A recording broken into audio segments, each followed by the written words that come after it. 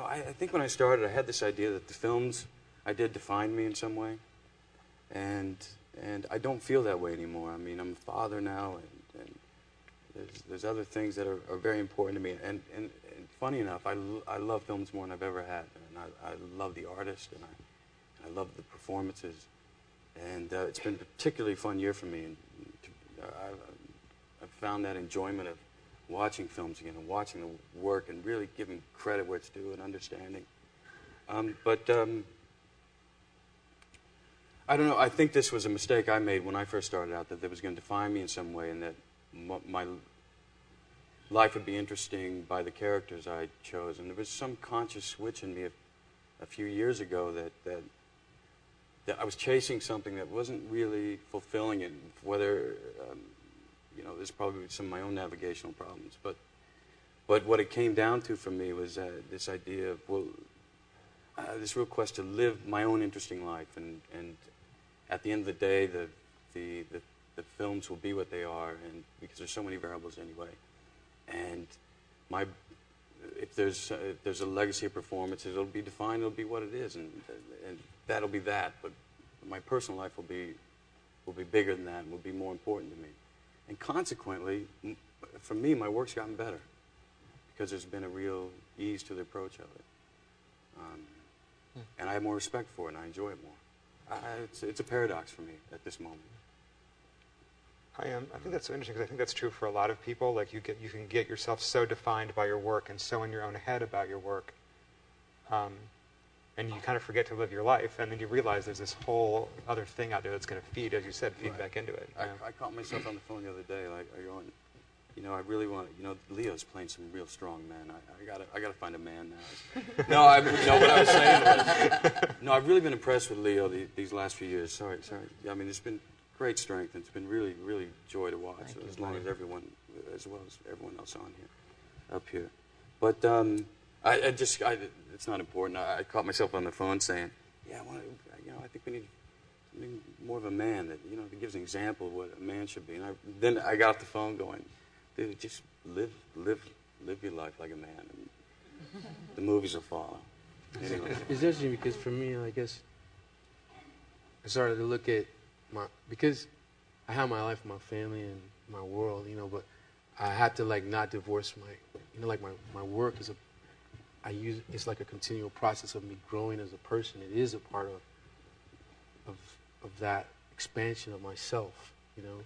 So I've been trying to, something I've been, seeing and understanding more too, and I guess my life is like it's a continual process of trying to figure out, even in my love and the truth, to be like one with things, you know what I mean, and it's that thing that I'm like trying, I guess, that pushes me to like keep trying to uncover like this and uncover that, because I really want to get there, you know what I mean, and but the process now. Is flowing in a complete way as like a true expression of everything for me, and even my family and my kids, and like playing with them and taking things I'm learning in my work, even about myself, to rid myself of things. I've been able to be more completely there for my kids, or my friends, So it's been like, for me too, it's the last number of years, it's been a little bit of an awakening of like trying to be completely organic in this one thing. So like, because I do it so much that I have to make it be a part of the process of the other. Yeah. So it's been. I'm still trying to figure it out. Man, I gotta get some kids, huh?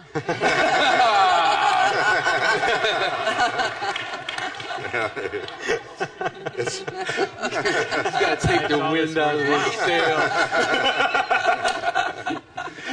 What you were talking about was interesting too, because I think that I only really started enjoying acting when there was a certain level of detachment from the end result. Because I meet a lot of young actors. They always ask me, "What's your advice? What do you do?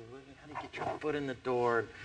I remember at a very young age, being 15 years old, and going on, 160 auditions for a year and a half and not getting a single role.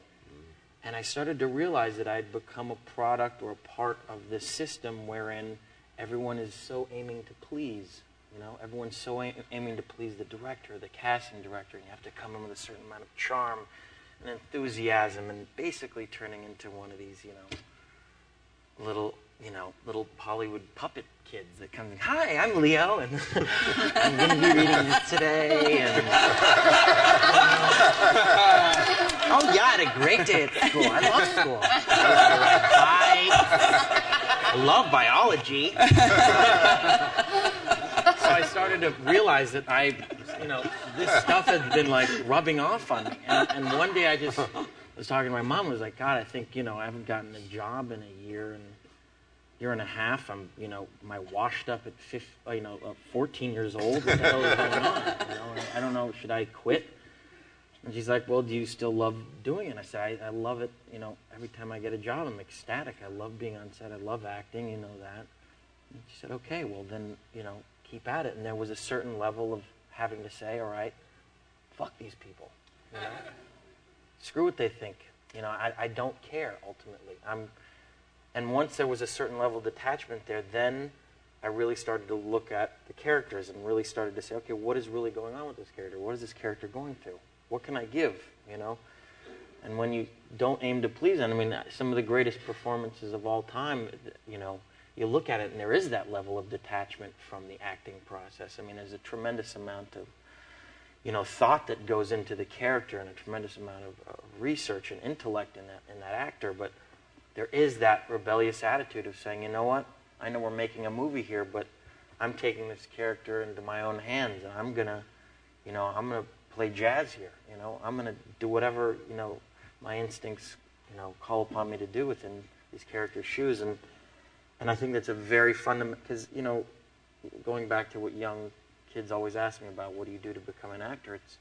You have the same pat answers, study your lines, go get an acting class, work hard, don't give up. But I keep wanting to tell them, it's like, ultimately you have to not care what these people think about you and take the responsibility of the character into your own hands and really try something different.